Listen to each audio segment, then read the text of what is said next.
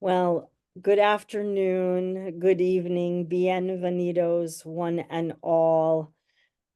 You are here for Cultivating Voices live poetry. It's our second Sunday of the month, which means it is our new books showcase. Today, my friends, we have an absolutely phenomenal showcase for you. And I could not be more pleased or honored to have these four poets, Phil Lynch, Kara Briggs, Janet MacFayden, and Yoshua November with us for our new book showcase. Before we hear from our poets, I want us to share a little bit about Cultivating Voices live poetry with you, and just say a little bit about the space that I feel like we have kind of moved into as the US elections have now they're not official, they haven't done that piece yet, but but uh but we know the results and we know what is likely to happen. Well, you know what, we never know the future, but things that we're thinking about. Well, Cultivating Voices live poetry um started in March of 2020, as most of you know, in response to the pandemic. We were one of the early platforms for poets to come together, and we are an intergenerational, intersectional, international group now with over 5,000 members, and now with over 5,000 members. We are so looking forward as we are approaching our um, fifth anniversary will be in March, and we will, I haven't really officially talked about this with Don and Kim yet, but we will be doing an offsite event at AWP, and we're really, really looking forward to that. So we'll be announcing those kinds of things. In light of the elections that have taken place, we've been talking about what is our responsibility to be supportive of all of you who come into the room, all of you who might want to share your work. And just for today, because it's not an open mic, I'll just generally say, as moving forward, we're going to share with you and ask if anyone wants to be anonymous in the space, and we will help you do that. If at all, anytime you're feeling uncomfortable, please turn your camera off and you can request. We will be looking to do that before we go into the live stream. So if you are a person that might be requesting that from us in the future, please do pay attention to that and do plan to come like maybe 15 minutes before the start of the program so that we can support you with the settings. You are not able in our settings to rename yourself. So that is something you'd have to request, and we would need you to do that a little early. So that's a little bit of that housekeeping.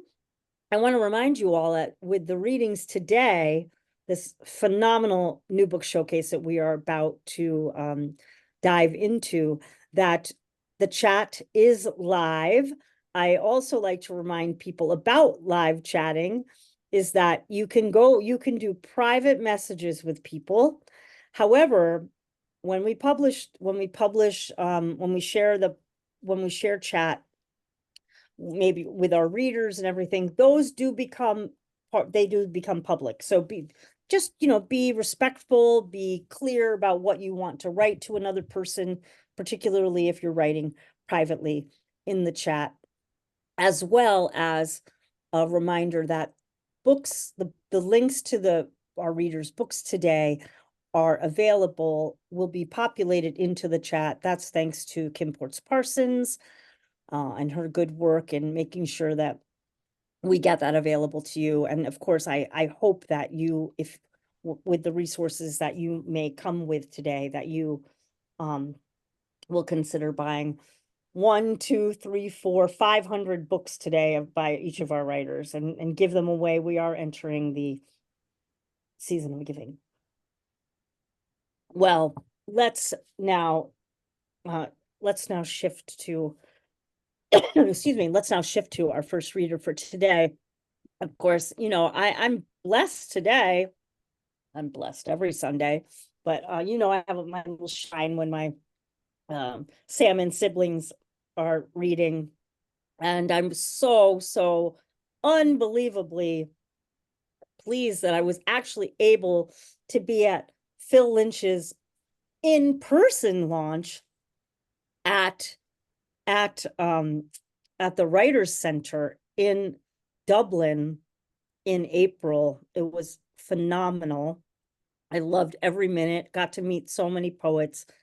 And so it's always so nice to welcome a sibling and also be able to really celebrate the second book, because there's been a little bit of a gap between the two books, and it's just been joyous to be watching how Phil has been launching his book Moving On. He's moving on very well from the seat that I'm sitting in.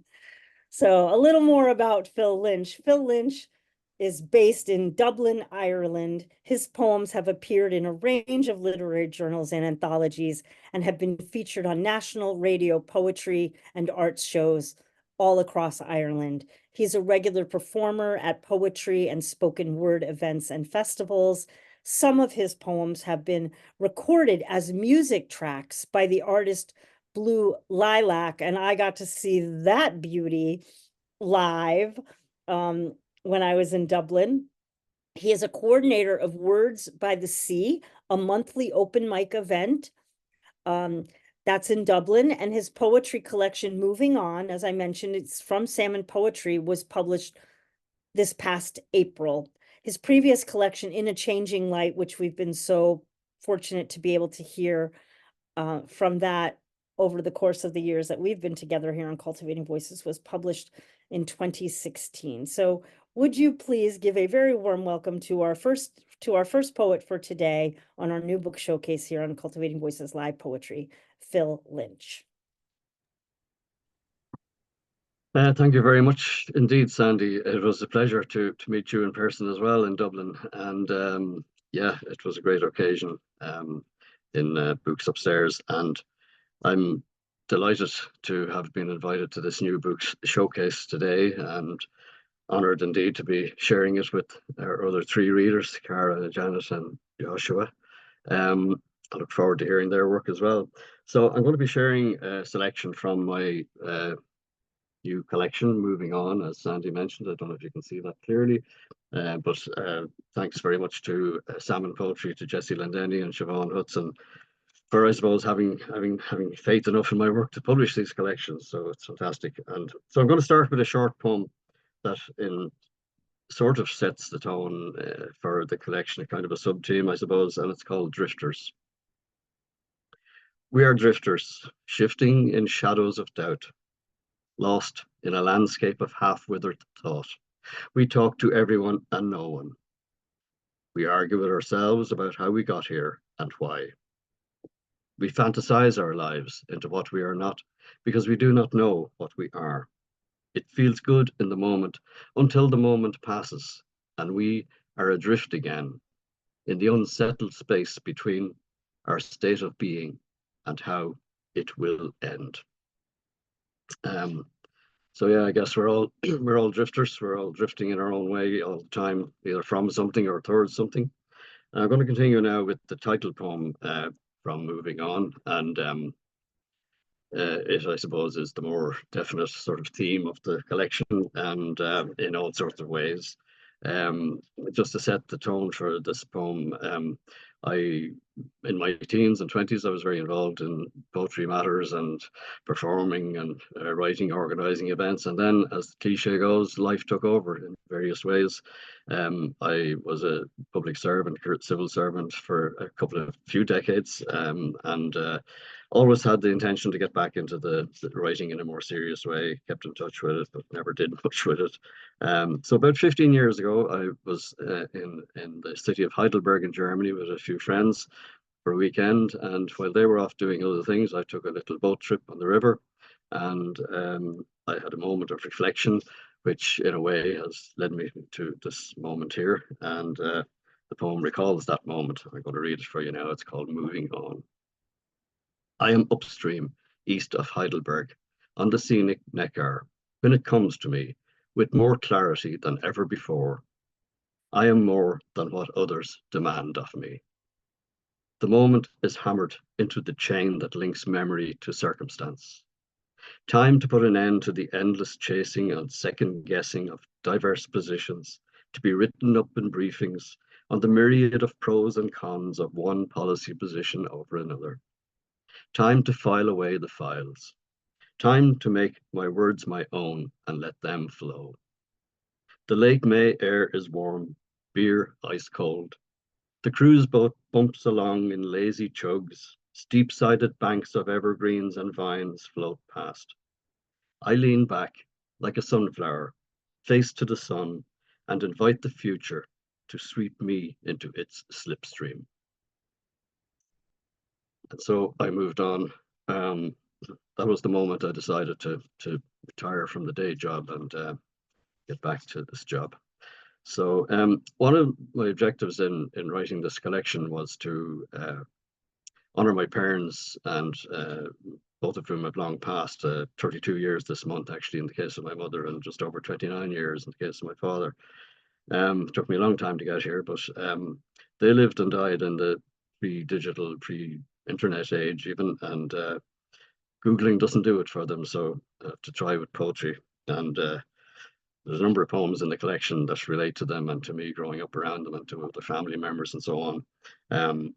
But I'm going to take this opportunity to read, if you'll indulge me, to read some extracts from two longer poems in the collection, one of which is about each of them. And so I'm going to start, I should say the format. I'm going to start with the poem about my mother, and the format for that was triggered by the discovery 25 years after her death, actually, of a stack of diaries in the bottom of her wardrobe that none of us knew existed. And they appear to be, I guess, something that she did every night, last thing, probably lying in bed, wrote a line or two about what her thought of the day was, what it meant that day, what she had done or whatever. They're usually fairly sparse. They're all written in the Gaelic language and the Irish language as well, or mostly anyway. So I'm going to read some extracts from this piece about her, and it's called Re-Entry. My mother kept a diary. It was mostly of the weather, with a fragrance of the flowers she tended in her garden. Her diaries lay in darkness a quarter of a century at the bottom of her wardrobe, where none had gone to enter. Snapshots of the doings of the day, the comings and the goings of family and neighbours, their chores and various ailments. Some days recorded in a single word: ironed, churned, thrasher, showers. Other days in two: cleaned presses, washed hair, washed clothes, made jam. Another day: did nothing much. There is mention too of letters, received, written and dispatched. Most of her entries are oscailge in the Irish language. The global interrupts the local. Dún Moriach SF Kineda I Dallas. I'll translate that. It means John F. Kennedy was murdered in Dallas, and is referenced in passing on the date that decades later would mark her own farewell. The first moon landing is recorded on a Monday that had the look of rain. My own lift-off to another country is entered on a cold day in August. That I left for Belgium at 4:15 is noted on the day after Hurricane Charlie. On her visits with my father, trips to Ypres, Keukenhof, Clairvaux and La Roche stand out. I search the pages for entries of other memories brought to mind. The gaps I find make dates uncertain, the imprint of events as vivid as ever. Like the way she used to scare me with throwaway talk of dying.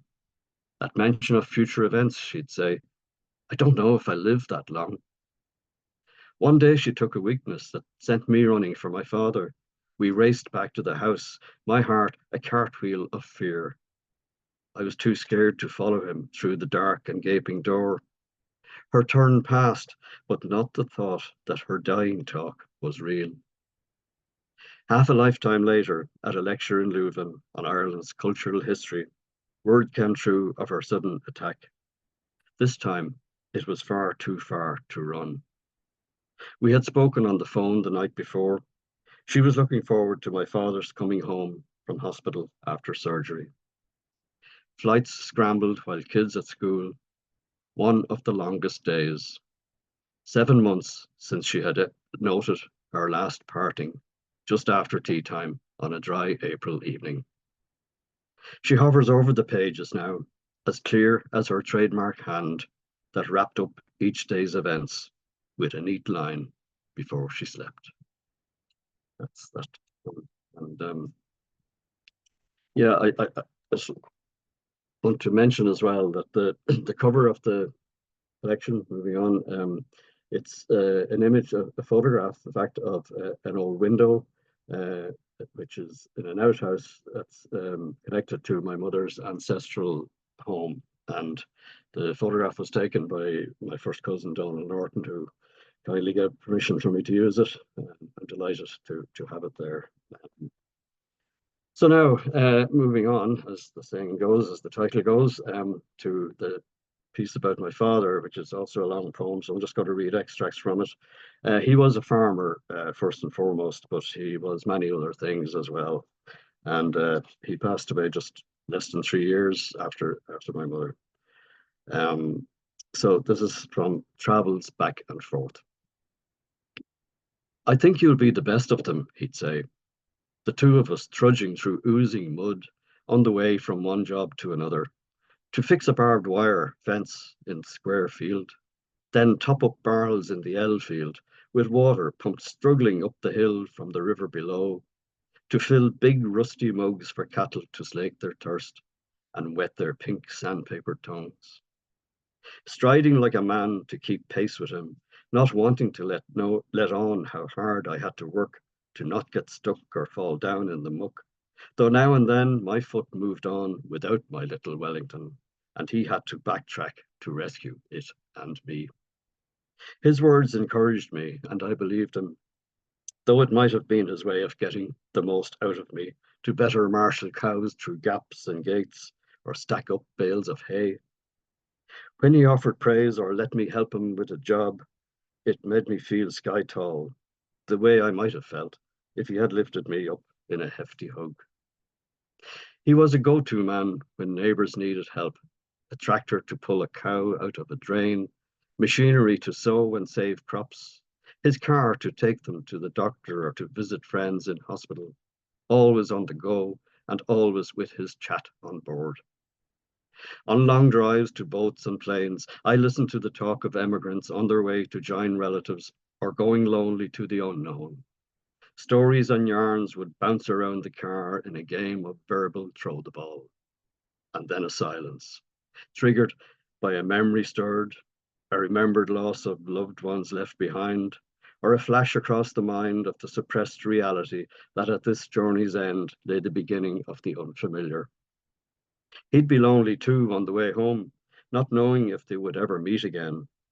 Me there in the back seat to shorten the journey, keeping him awake with questions and answers to questions, as he recounted a fair day here, a job done there, irons in many a fire, stories of dealing men and fighting men, heroes he had met or read about, from the Fenians to the Beans, his hopes for a day when all Ireland would be one, founding dreams fulfilled.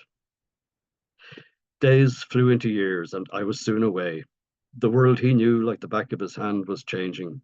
New, rich era roads only served to lead him astray, drive him to distraction.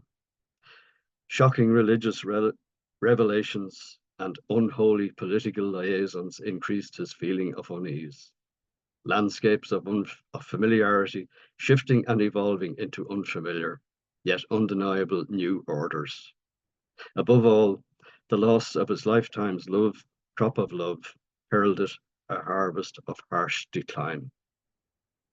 On a visit home from abroad in the final weeks, I saw in his face a reflection of the reality that some of his certainties were open to question, turning the past into a precarious present and a fearful future. Illness had him in its vice grip, and search as we might, there was no bit on his shelf that could fix this faltering engine. We talked about the journey he had travelled, the twists and scrapes we shared along the way. Though our paths diverged in the years between, I still believed in him as in those far-off formative days and told him so. We hugged. This time it was for real. As we parted, we spoke about my coming back for good. It would be very soon. In the end, soon was to prove too late. That was my father, and yeah, it was just actually as it happened one day too late. But anyway, okay, there's lots of other poems about other things in the collection, so they're just extracts from two of the longer ones. And so the next one, I'll just finish with a few shorter ones. The next one is about the poems themselves, I suppose, and you know, we have some control over them when we're writing them, perhaps, though I'm still not sure where they come from. But I am sure that when they leave us and go out into the world, we have no control over where they go or what happens. So that's the thought behind this piece, which is in sonnet form, and it's called Whispers. I can only speak of what is in me. The rest I must assemble and diffuse. A blackbird parks and fills me with its song. Bright daffodils push back the darker shades. Great oak trees sift the air to let me breathe. Fresh dew relieves my early morning thirst. All these the seeds for thoughts that form the words I mould and whisper to the breeze, which wafts them off to places out of reach, to seep through sand into the depths of seas, and rise to rest upon a fertile beach, and there take root to bloom anew, sweet food for bees. I scatter thoughts in words to spread afar, like stars send light to whisper to the night.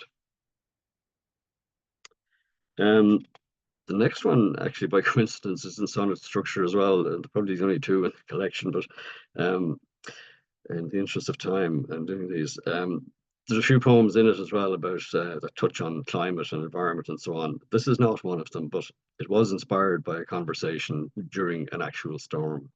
But it's about a different kind of storm, and it's dedicated to my wife, and it's called Storm Warning.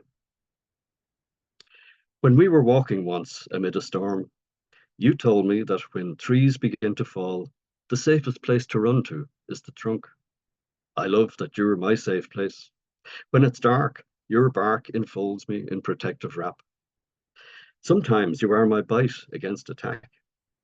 I love you for that too, and when it's calm, I love to play at being a weatherman, predicting dire storms, wild and angry winds that send me running to my safest berth, to which I cling until the force subsides. In windless peace, we settle down to sleep. I love you when, on unexpected days, you too pretend a storm is on its way. I think my time is nearly up, so I'm just going to finish with a very short piece, which is the last piece, the final piece in the collection. And I suppose it's I had several other poems that I was going to do, but as always the way with this, I changed my mind several times, and when I decided to do the extracts from the longer poems, that put paid to the other ones. So in this final piece, it's very short. It's just, I suppose, it's a declaration of intent to keep on going, keep on renewing, and especially with the last two words, and maybe it's something, a message for us all in these times. It's called kindling. Set a fire, strike a match. When it catches, fan the flames, let it burn, spread the ashes, gather twigs, start again. So thank you very much for having me on this new book showcase, Sandy, and thanks to yourself and Kim and Don for keeping this going. Nearly 5 years coming up. That's fantastic. And thanks everyone for your attention. Really looking forward to hearing the next three readers. Thank you.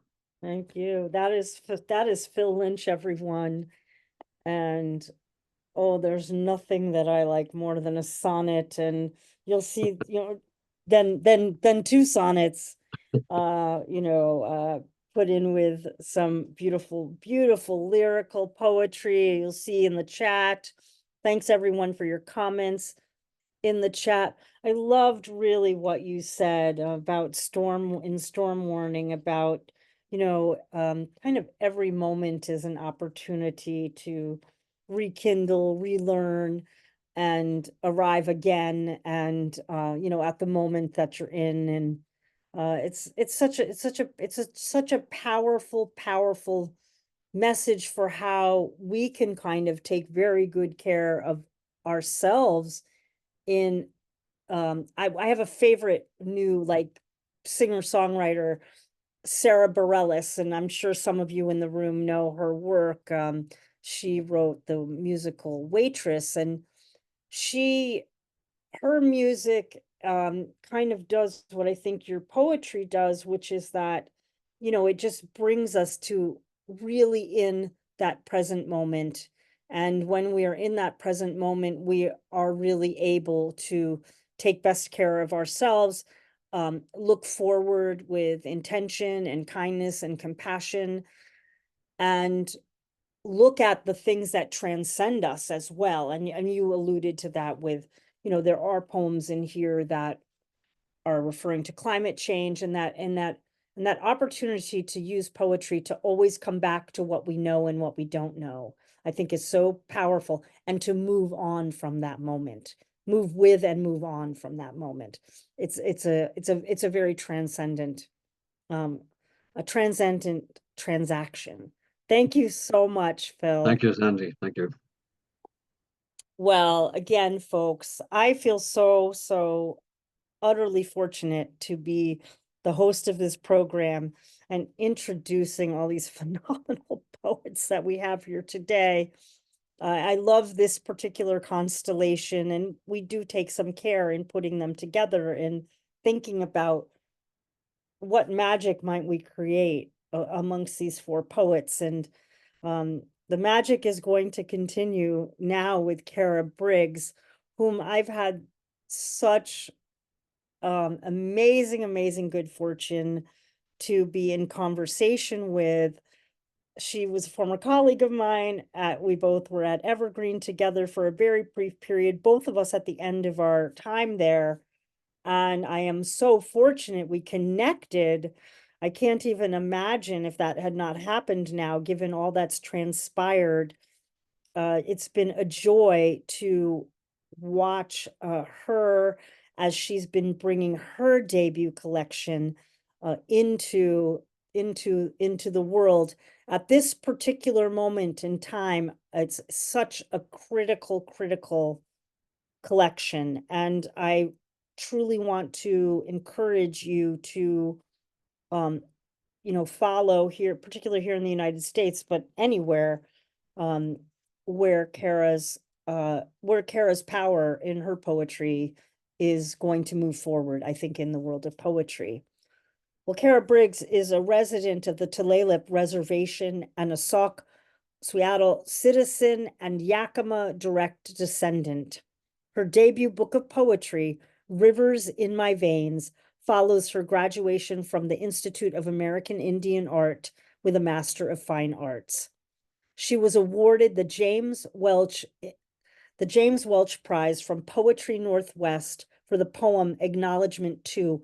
And if you don't know, I mean, how could we all know all the journals across the world? Poetry Northwest is one of the premier journals in the country, in my opinion, coming out of the Pacific Northwest, which many of you know I lived there for decades. And as a result of that prize, she had her launch in New York City at Poets House down in Battery Park. It's quite an accomplishment to have won that award, and then to have it follow up just in the same moment practically with her book coming out. It's just quite an astounding situation. The book is about the lands of her tribes, including the North Cascades, the Skagit and Columbia Rivers, the salt waters, the salmon, and the birds of Washington State. The book demonstrates Briggs's skill with form poetry, including haiku and haibun from the Japanese, various types of sonnets. Ooh, it's a sonnet day, friends. Pantoum and Sestina. And in 2024, she graduated, as we mentioned, with a Master of Fine Arts from the Institute of American Indian Arts, which is her second master's degree. She was a career journalist with 2 decades experiences, primarily at the Oregonian in Portland, Oregon, and she has worked in higher education leadership, environmental nonprofit leadership, and public affairs. Her passion has always been writing, and her literary career is indeed afoot and ascending with those birds. Would you please welcome Kara Briggs? Hello, hello. Hello, Sandy, and thank you, Phil, for the beautiful reading. Um, I will start with a poem in the form of the riddle, the Old English, Middle English form that uses 2 columns to tell a story. And watching this poem, well, 2 things. One, I use my 2 different tribal languages at times. Here I will use the word Enshawana, which is the Yakima Ichiscan word for the Columbia River. And then also I use damned as in cursed, damned as in the construction of a dam that holds the river. Enshawana. I fell once head first in river, like a lover's rush, head first, sink away from light. O sun distant, green blue dream, stone brown river, tumult compels me to stillness. Accept my memory, loosed, sodden, escaping for life in the darkness. I hear a rattle, keeping time, conducting current. An elder voice hums a dirge. O river dammed, mountain stream, feed my people. Salmon run red, river dammed walls. Cannot stop your motion, pulled by moon around the waste of earth. River, be free, you lifeblood to the forest, desert valley roots. Then a wave came for me.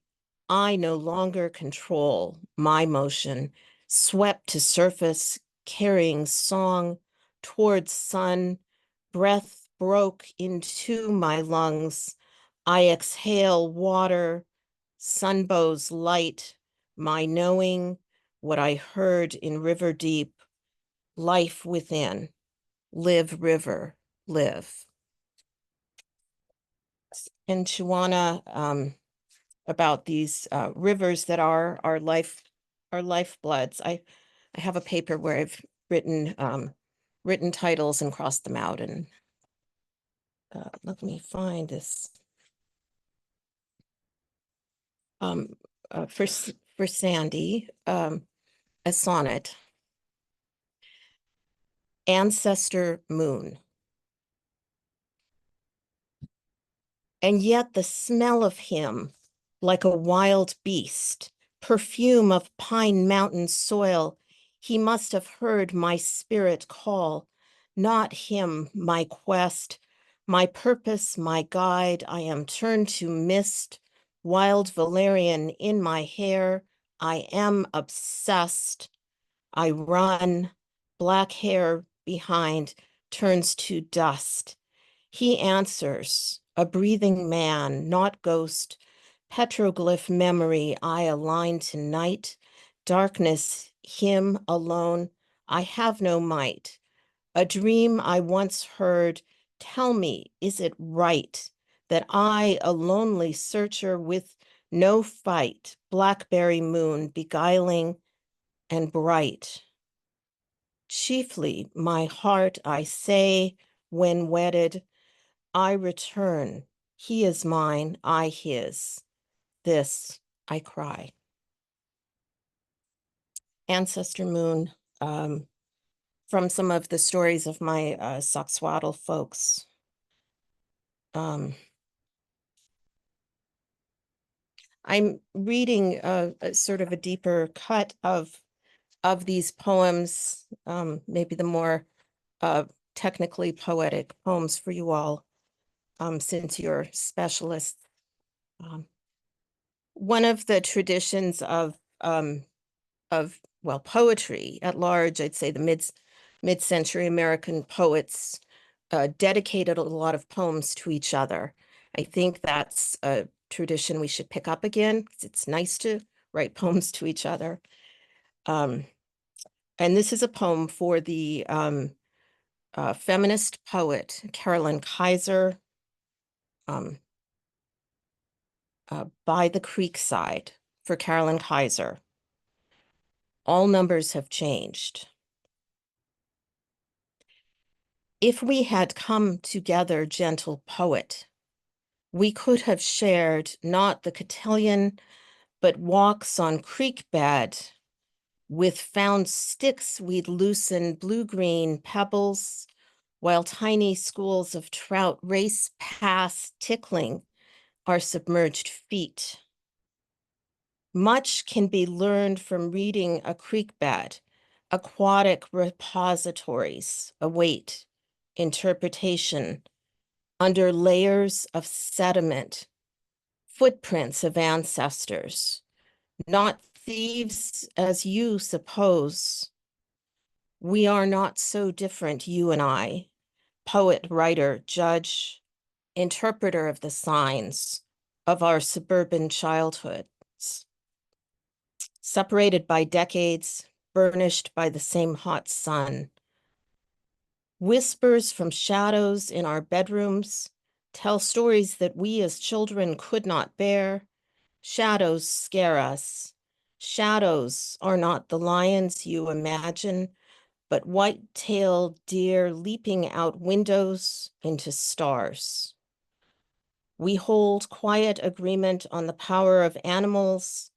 When our prayers are said, we are still holding hands, skating down that frozen creek until we can't feel our fingers or toes. We laugh all the way home to hot cocoa by the fire.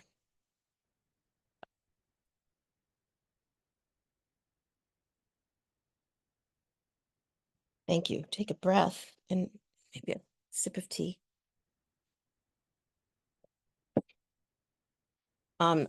I have a series, and one in this series won the James Welch Prize, but you know, in many countries in the US, certainly there has been a trend of nonprofits and groups doing land acknowledgements schools, and these are to acknowledge essentially the Native peoples, indigenous peoples who were in the particular place before. They don't always go well because people are not very informed necessarily who write these. And so I have a series on acknowledgements as I would write them if asked. But I was reminded of this poem about standing in between by the first poem that Phil wrote, or that you read today. So this is Acknowledgement 5. Acknowledgement 5. In the summer, when the earth pulls down the night like a blanket, I stand in warmth imparted from the sun into my paved driveway and gaze skyward in the dark. I see the Milky Way and feel as if it is just beyond my reach. Luminous clouds and smoke form a lizard in my sight, like those I witnessed lying still in the midday sun, now lying amid the night sky. The stars so far away that they cannot be seen individually, like my ancestors from Sauk, Entiat, Chelan, Wenatchee, who goes so far back in time that I cannot distinguish them all standing on these same mountains, looking at these same stars. We make our own meaning of these stars and the meteors that shoot toward our sky. We understand our own sky in our own terms, the familiar first star, the blue and red stars I see as cornflowers and poppies in a field, when once I only saw black and white. The history of light is carried in these stars. The light in my eyes is thousands of years old. I am witness to the history of this galaxy whose life we depend upon to live on Earth, light that shines even when I turn off my electricity. The Earth and stars are in permanent motion, like my body is in a permanent movement as long as I am alive. Standing in my driveway in the dark, I feel as if I could stand still forever looking skyward, but it is an illusion like the light in my eyes. The earth pulls down the night star quilt, pulls down light that may not exist even now as I stand here. I exist between the stars out of my reach and the continual weight of gravity binding me to earth.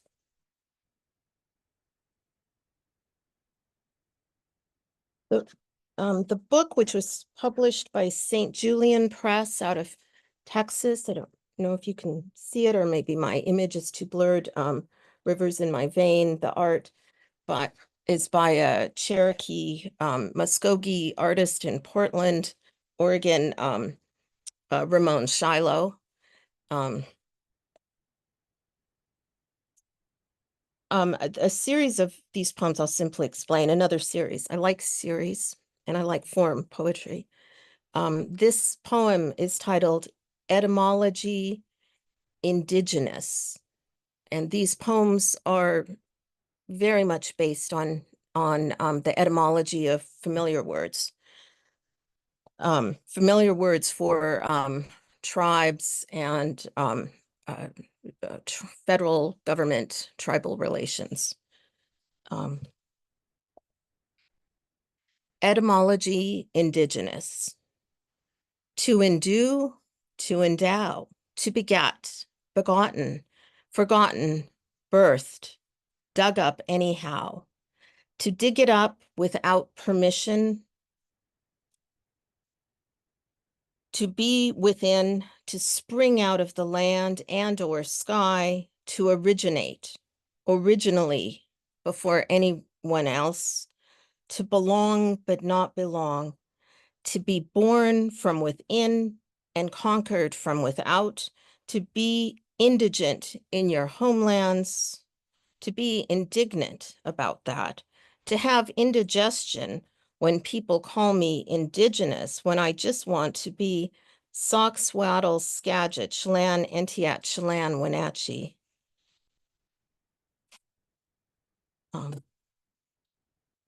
In the US, it is Native American History Month, and this book is very much a reassessment of Native American history with an eye toward, with my focus toward bringing it more respect, bringing the people more respect.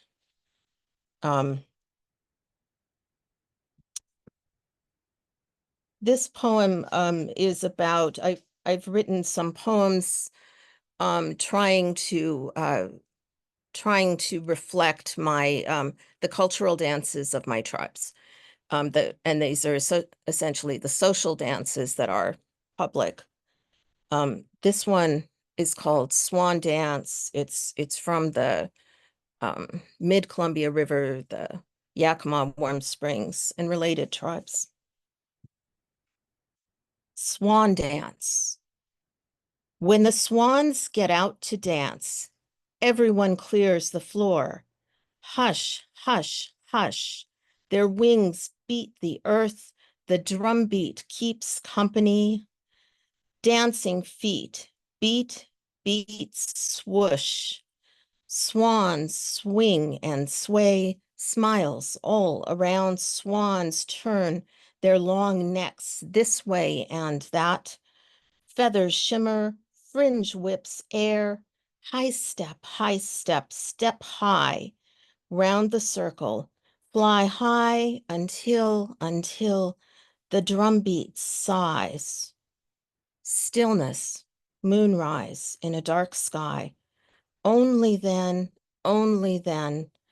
do Bernice and Adelaide alight on the dirt floor. 2 chairs return, giggling.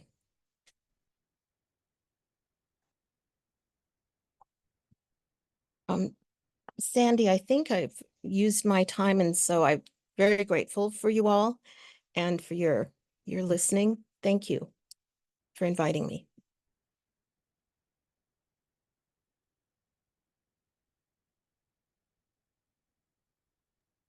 That's Kara Briggs, everyone. What a beautiful, beautiful reading. Folks, I had incredibly good fortune. I'll say good fortune a lot today, which I'm blessed. And the book is from St. Julian Press. And just because I'd had the opportunity, I just thought, rather than me go off my cuff that I normally riff on, I had the opportunity to blurb this incredible collection. Again, so honored to do so. And as a way of kind of bringing this full fold, this really incredible reading, I wanted to just share what I had said in my blurb rather than just kind of riff off the cuff. In groundbreaking forms and language that speak directly to her ancestors, elders, and future generations, Kara Briggs amplifies the legacy of her Sauksuiatl, Yakima peoples, and of Native American poets writing before her to place her family and tribal histories outside of the parentheses forever. Reading Rivers in My Veins remains a journey in poetry that I will carry in my veins forever. I am grateful, I am humbled, but most importantly, I am eager for the conversations that Briggs' debut River of Poetry will provoke in American letters, and now I obviously can say international letters. Thank you for inviting me on your journey. We're going to actually be reading together in February, which I'm so looking forward to, with Paul Ann Peterson, another Salmon poet. Thank you so much for this wonderful reading, and I look forward to talking with you soon. I have the unbelievable privilege to go to another Salmon poet, another person I've had the opportunity to read with twice already this year. Some very monumental readings in Massachusetts, and also a member of Cultivating Voices from the early days, who's brought us many, many compelling readings. And I'm so pleased that her third full-length collection is out now since February, State of Grass. And of course, I am talking about Janet MacFayden. And so I'm, again, it's always a pleasure when we can bring folks back who have been such a deep, rich part of the fabric of Cultivating Voices from the early days. And I'm really happy for being back in the location, being in proximity to you now, because the area of the country where you live is such a rich fulcrum of poetry, up in that Happy Valley area of Massachusetts. I've learned it's called the Happy Valley, although there are many Happy Valleys in the United States. Janet MacFayden's third full-length collection, State of Grass, was released in February of 2024 by Salmon Poetry. Honors include a Massachusetts Cultural Council grant, a 7-month Fine Arts Work Center fellowship in Provincetown. Just a little jealous there. I'm not prone to jealousy, though. And real. I'm not sure how to pronounce this. Is it Silrelig. Silrelig? Yep, got it. There you go. Residency in Ireland, along with prizes for the Naugatuck River Review. I see that Lita Rogers is here in the house, the editor of Naugatuck River Review and Common Ground Review annual contests. She has been nominated for the Best of the Net, Pushcart and Forward prizes. Recent work appears in The Hopper, The High Window, Scientific American, Word Piece, also back to Lee DeRogers, also the editor of that, and several Writing the Land anthologies, along with recent artwork in Calyx. She is managing editor of Slate Roof Press, a poetry chapbook collaborative, which of course we featured as one of our special events here on Cultivating Voices Live Poetry. I cannot wait to hear you read, Janet. I am so honored when I am in the company of you and this collection. So thank you. Oh, you're incredibly welcome. I'm kind of speechless now. So it's an honor to be here. And yep, this is my new book from Salmon Poetry, which I never thought I would see it out. It tells a story both of recovered memory and of general family dysfunction. And given that we're kind of in the dark time of the year, both actually for those of us in the north of the Northern Hemisphere and politically for those of us, well, in the United States, and probably emotionally, I revert back to food, which is something comforting during the winter. And so I'm just going to start in. Feast.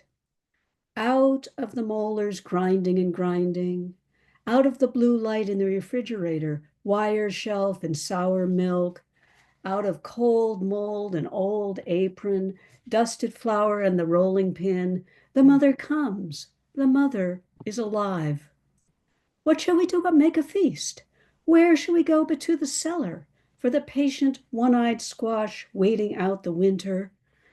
Pot, simmering and stewing, the beef in its juice, the broccoli in vinegar. Carrots blacken on the cutting board, potatoes mutter in their paper bag, the butternut squash a pounding mallet. Thus, not for nothing am I lifted like a dumbbell high above the counter where the white bells of the garlic chime in their wire tower. Out of the reeling cupboard and scattered bones, the snuffling dog demanding more. The kitchen is running out. The kitchen is bare. The kitchen has exhausted its soup kettle frying pan. The mother is crying, no more, no more. And still the hour arrives when my secret seeds are spilled out on the dinner table for all to eat in the heart of winter.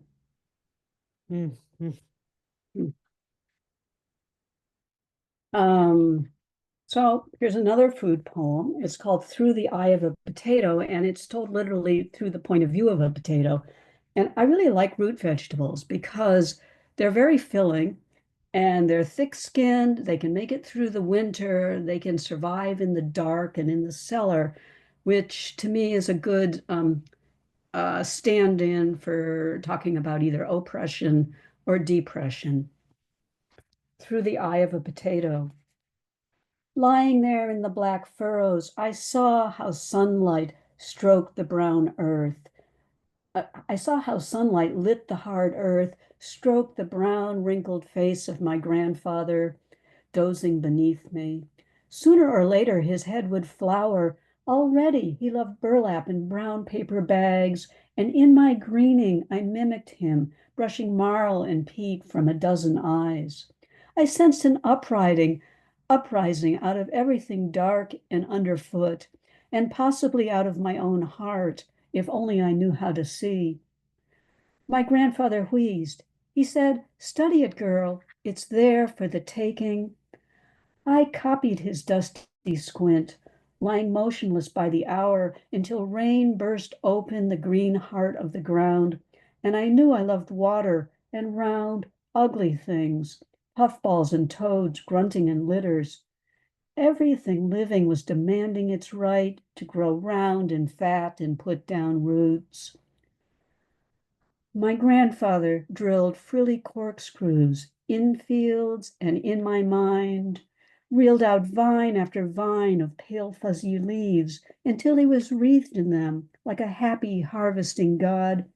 And though I was full to bursting, I knew nothing of the blossoms that on moonless nights potatoes dream of, clustered together in clods of dirt, and nothing at all of roots, except how to hold tight to my grandfather as he tightened his grip on the earth.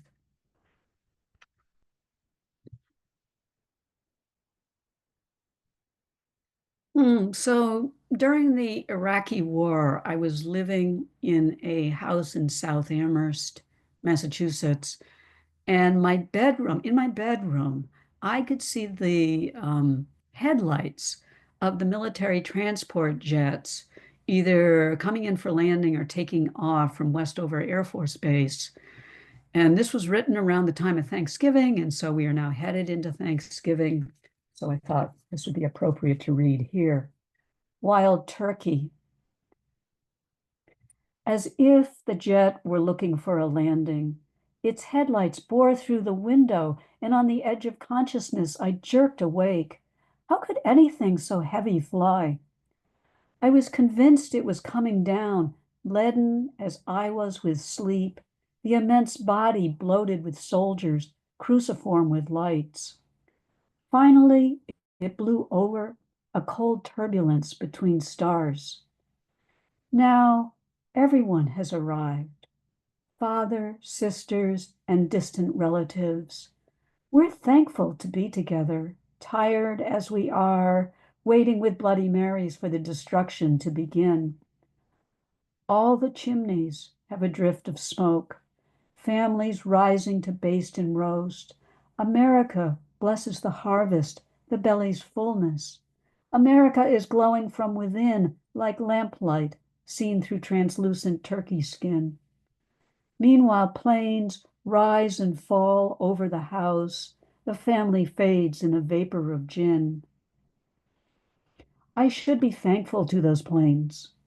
How else can I see for myself the machinery of transport spitting sulfur and noise? I am up to my waist in some unearthly ooze, not feeling my legs. My father, is there no other way than to sit down to mounds of squash and sweet potato, the land running thick with grease and ash? How can I strip the bronze centerpiece of its foil, to will these limbs into motion and rise like a wild turkey in an autumn wood, free at last from the golden shackles?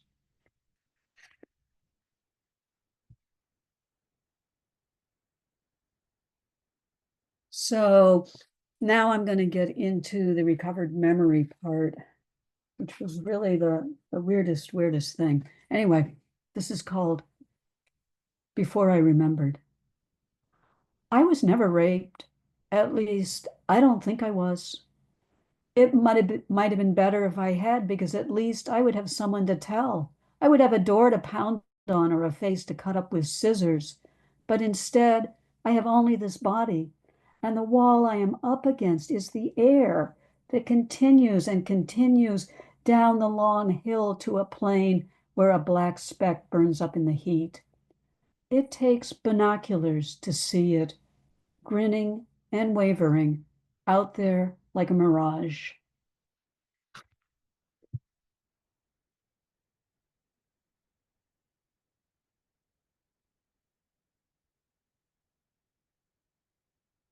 This is sort of a food poem turned inside out, I guess. Filled. A run-of-the-mill girl with 10 fingers, 10 toes, 2 eyes, trying to figure her place in the world, making up stories with a king and a queen and talking to ants, and her age was just right, so she stood at eye level. And the Lord said, "Let her be filled." And she was. She became a receptacle for his work, an ash can, a shoe. She would be filled and empty, who knows how many times, how many years left slack like a sack like a sack on the floor waiting for flour. It was her fault that her mouth hung open. How could she hold her head up, knowing the world saw only a hole? How could she walk when even the mother with her breast had not stepped forward? So what could she do except magic? What happened never happened. It vanished in thin air, banished to some gray-green backwater of memory, and guarded by the threat of her life, where no one could enter and nothing could leave.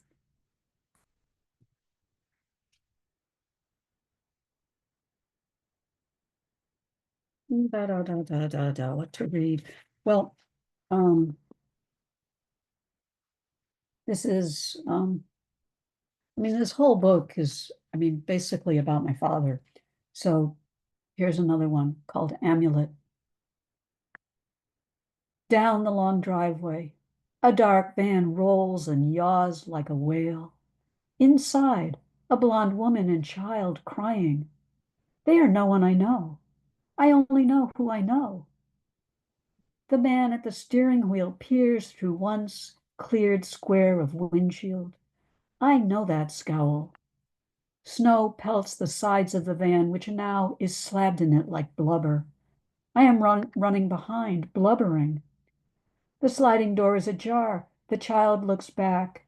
I would get in, but I can't run fast enough, and besides, snow is heavy as cardiac arrest, blood pooling, the motor sputtering. My father is driving into the storm. My father has always been leaving, always drowning. The steel gray van slides out from between my thighs. No one is surprised. There is a stop sign at the end. There is the traffic signal blinking on its broken wires. I hang it around my neck, a blinking amulet. I don't know why. I don't know why.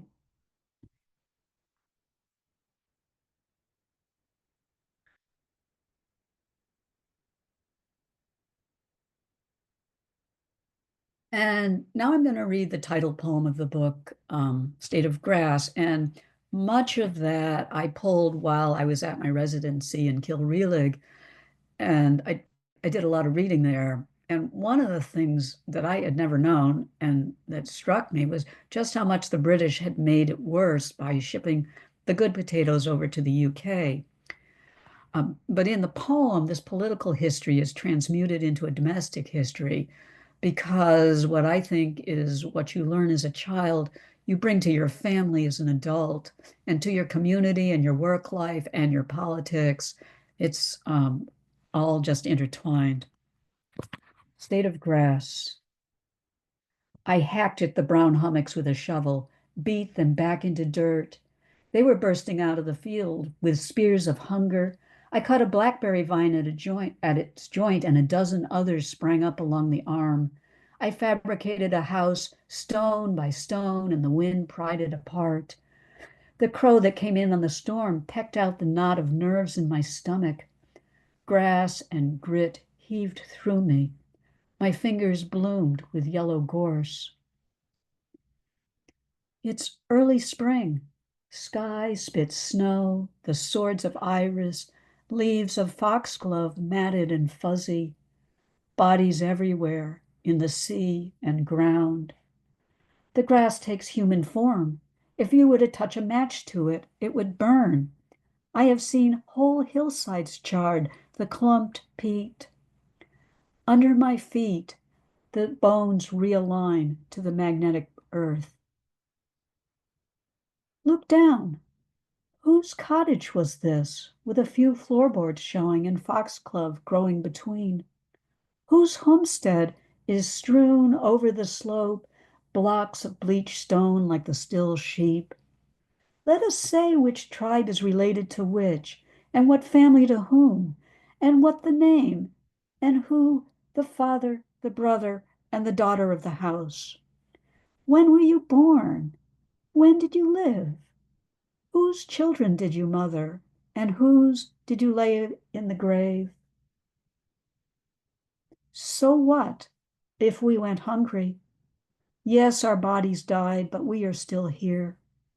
We dropped our babies in fields sloping down to the sea and hauled our ketchup from the cliff's edge, and the language we spoke was our own.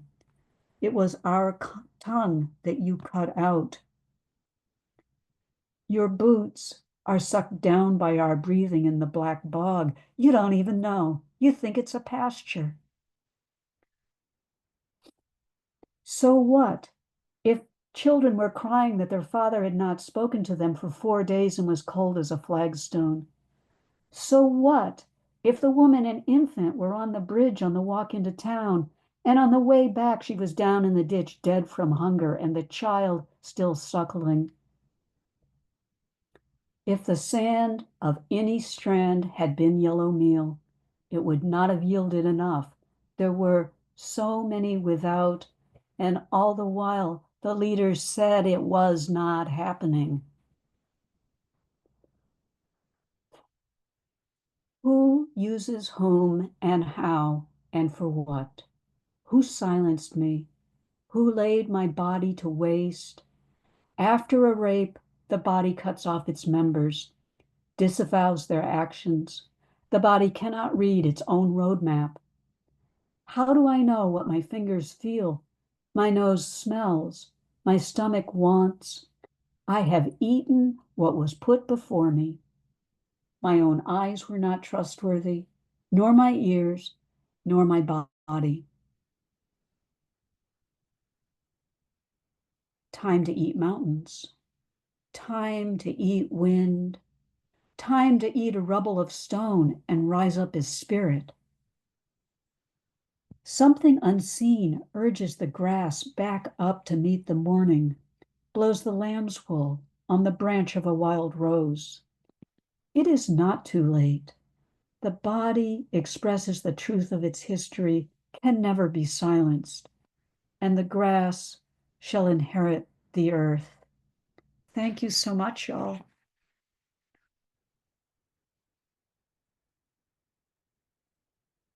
That's all. Now that is Janet. Thank you. What, what heartfelt reading. I loved that you took us on the feast hunger tour as that kind of, that platter that would enter us into the narratives running underneath or running through the poems, as a way for us to us to take them in. I think that is a really, really powerful way to introduce the book. I've watched you do this a number of times now, and I love this reading. So thank you so, so much. The book, everyone, is State of Grass from Salmon Poetry. Came out in February 2024. And folks, it's just a very, very poignant, it's a very brave book. It's what I want to say. I mean, I feel everyone's bravery, anyone who writes a poem is brave in many, many ways, and to share it and to bring it forth in such a platform is a true gift to humanity. And I know that there are people who really need your book to manifest their own healing journey. So thank you so, so, so much. Well, folks, our final reader today is Yoshua November. And I had the amazing pleasure to hear Yoshua read during the pandemic a number of times. Whenever I had the opportunity, I grabbed at it, and always marveled every single time at the way Yoshua holds a poem in its wonder, its beauty, its destruction of itself, as a way to transcend everything that is on the page, and in our hearts and our souls and our spirits, and bring that to this absolutely new place of understanding. You'll see what I'm talking about as you hear him read. And I will tell you, my introduction to Yoshua's work was extremely humble. I was sitting in a kitchen with two of my friends, and one of them said, "Have you heard of Yoshua's work?" And I hadn't, and I was embarrassed because Yoshua had a number of books out already. I think Two Worlds Apart was the current book that was out, and connecting with just one poem, I said, "Oh, this is exactly the kind of poetry I really desire to understand and be in conversation with." And in that regard, my personal journey with his work brings me to just a moment of being so pleased that we're able to bring Yoshua to Cultivating Voices here today, for those of you who know his work and for those of you who don't. And of course, just a quick reminder, folks, all of the books that we are featuring today are available for purchase. Look for the links in our in the chat. Well, Yoshua November is the author of 3 books of poetry: God's Optimism, which was a finalist for the Los Angeles Times Book Prize. Two Worlds Exist. Apologies, I said Two Worlds Apart. That's a very, very different, Maybe that's a better title. I should have titled They can coexist, right? Exist and apart can coexist. Two Worlds Exist, a finalist for the National Jewish Book Award and the Patterson Poetry Prize. Very prestigious, folks. And The Concealment of Endless Light from Orison Books 2024. That is the new book we'll be hearing from largely today. Yoshua's poems have appeared in the New York Times Magazine, The Sun, Harvard Divinity Bulletin, Virginia Quarterly Review, and Tri-Quarterly. He's been featured as well on National Public Radio here in the United States and Poetry Unbound. And he teaches creative writing at Rutgers University, that's in New Jersey, friends, and Touro College. Would you please welcome Yoshua November? Thanks so much In November. It's apropos. Yes. Thanks so much for that beautiful intro, Sandy, and thank you, Kim, for inviting me. And it's really an honor to read with Phil and Kara and Janet and to follow such wonderful poems. I'll read, the first poem I'll read is called Teachers and Students, and it's a poem that's written in sections. So I'll just read the numbered sections. 1. It was when she pulled out her chair after entering midway through our 4th class, muttering what at first sounded like a lie about struggling to find parking, that I realized my Vietnamese student had only one hand.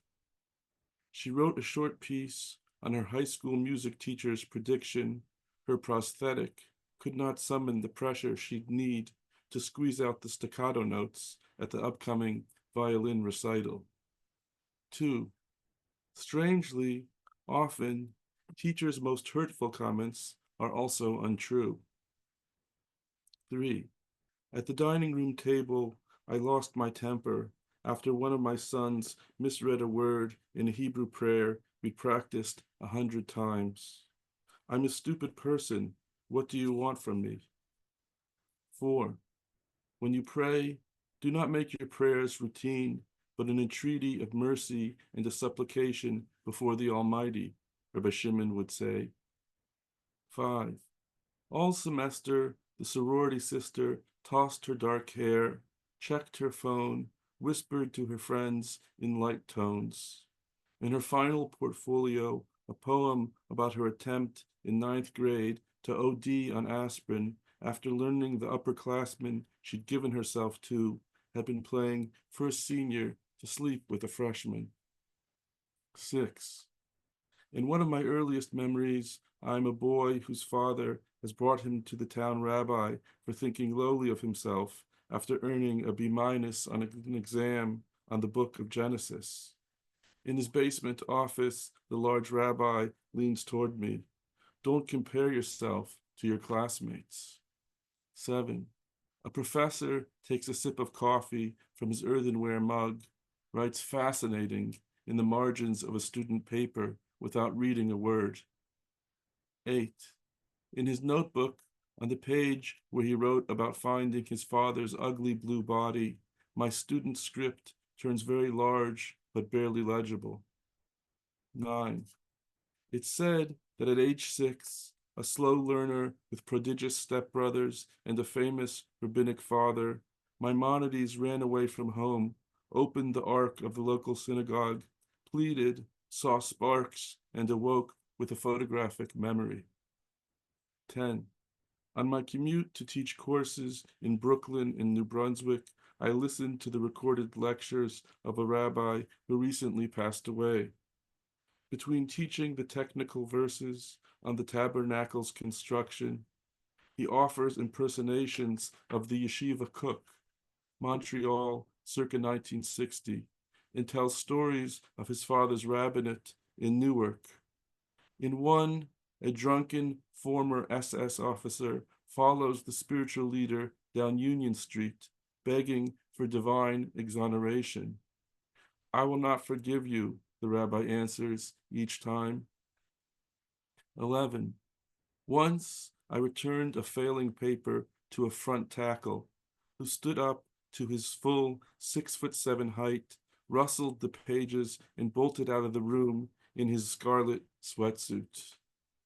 A moment later, he returned to grab his backpack, flip the light switch, and disappear again. Winter's muted daylight entered through the windows along the back wall of the remedial classroom. In the semi-darkness, 17 faces gazed up at me.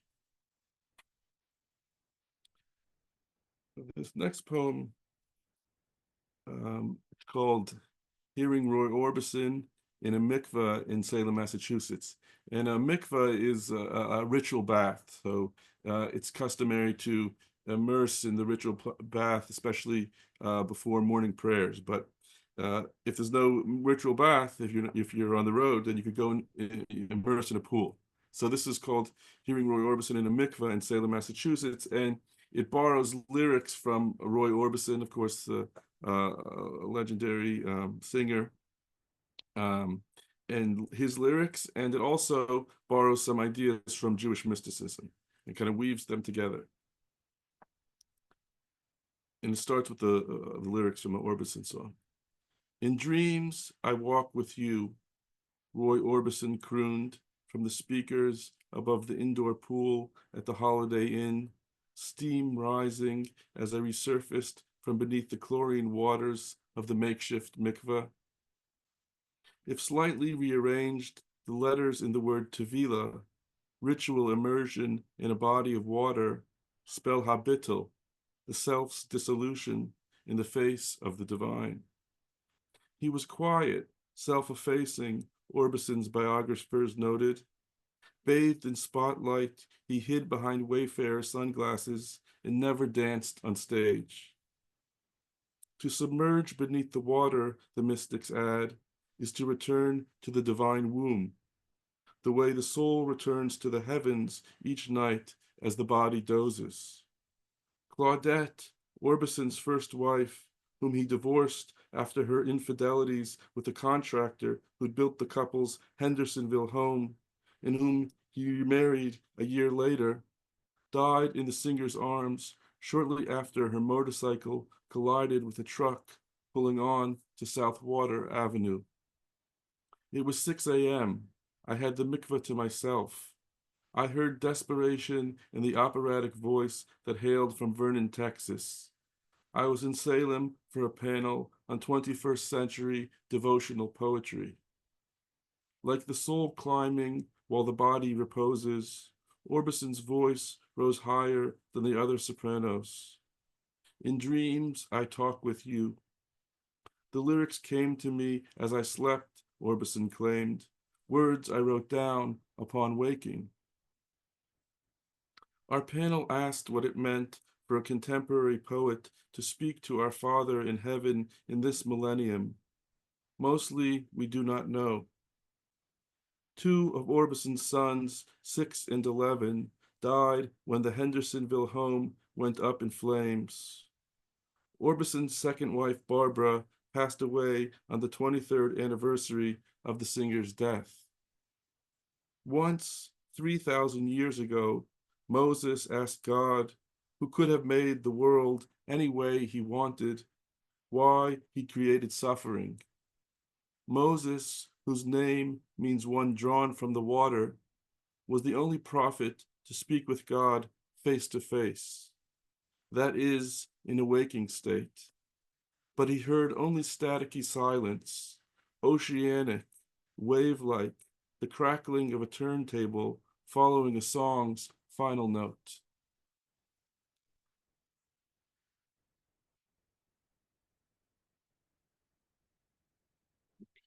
I'll change it up a little bit.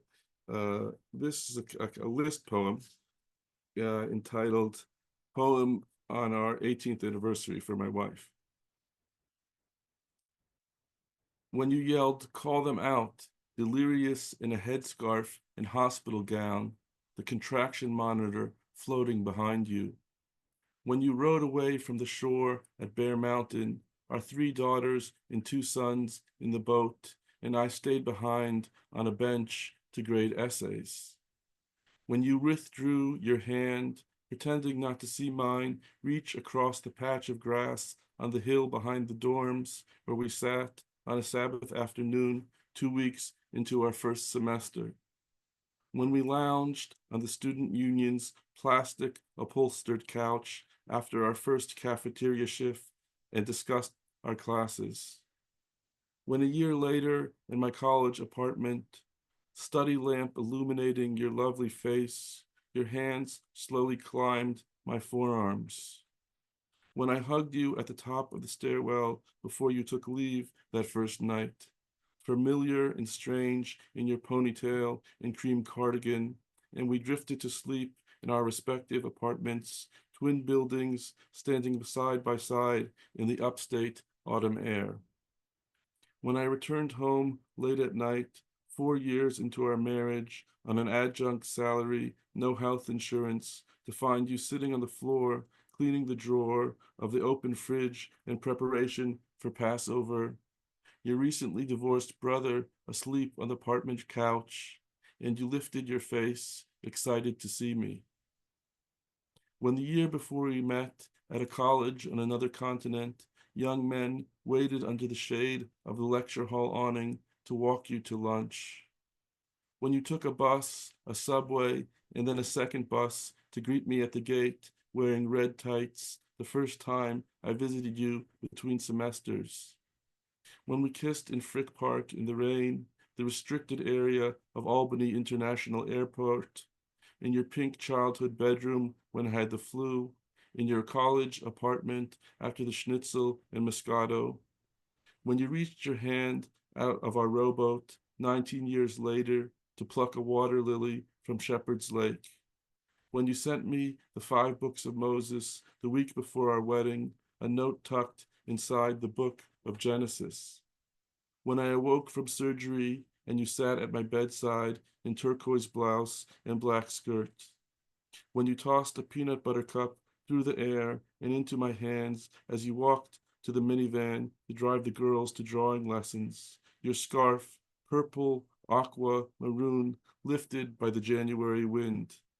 And today, when we sat on a bench beside the Hackensack River, 18 years into our marriage, sharing a bottle of lukewarm lime seltzer you found in your purse, and you told me about a ride you hitched in the back of a flower truck with 2 friends your last summer in high school.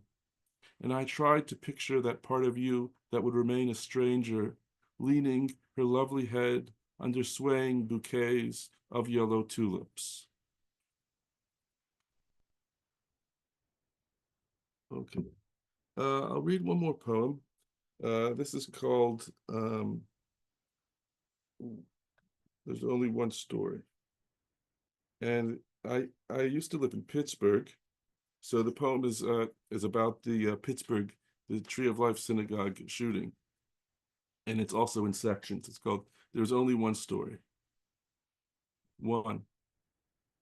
There are always two stories, that of the body, that of the soul, plus the story of cousin Riva, who, arriving late that morning, was instructed by an officer to wait things out at the nearby public library.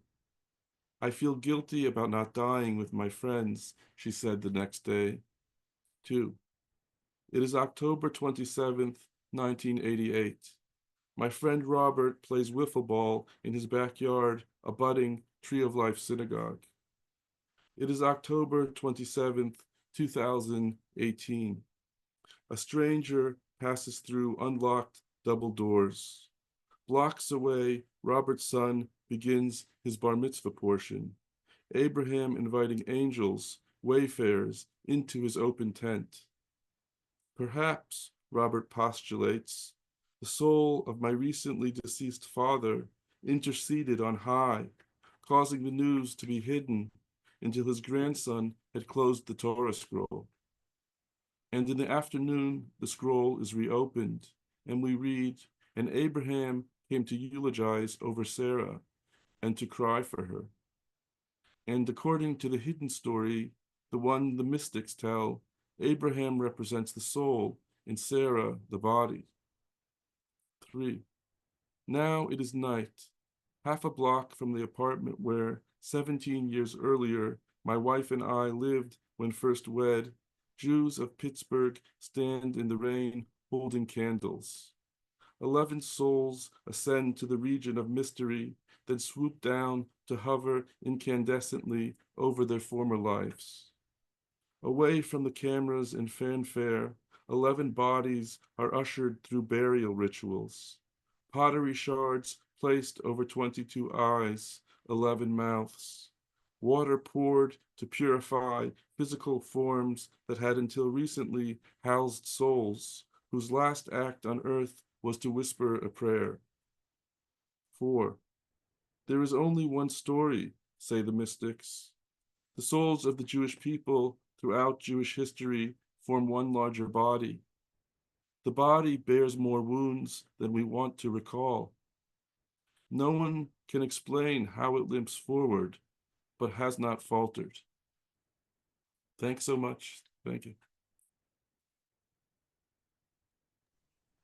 Thank you so much. That's Yoshua November.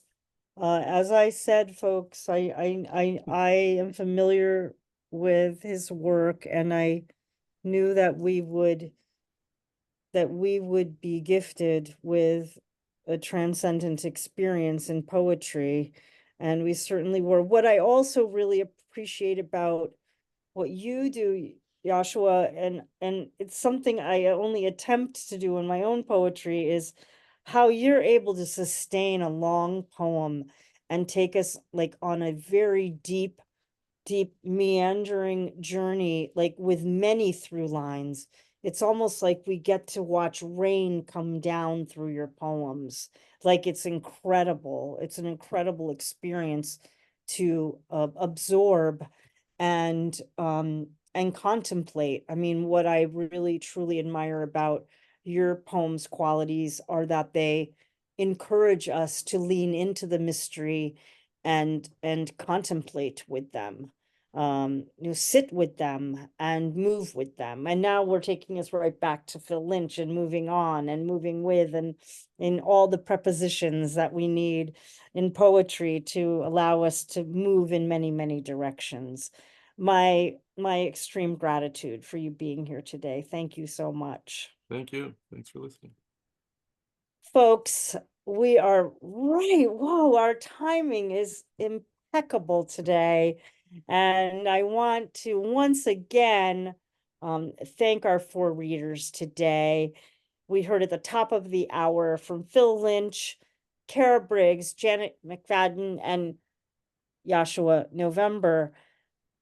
Folks, let's just take a moment to unmute, and I'll have some closing remarks and reminders for what's upcoming. just to show your appreciation for our Thank readers you. today. Awesome. Beautiful. Wonderful. Bravo, bravo. Thank Bravo. Good evening. Absolutely. Thank you. Really so Thank you. beautiful. Please, Richard. Thank you.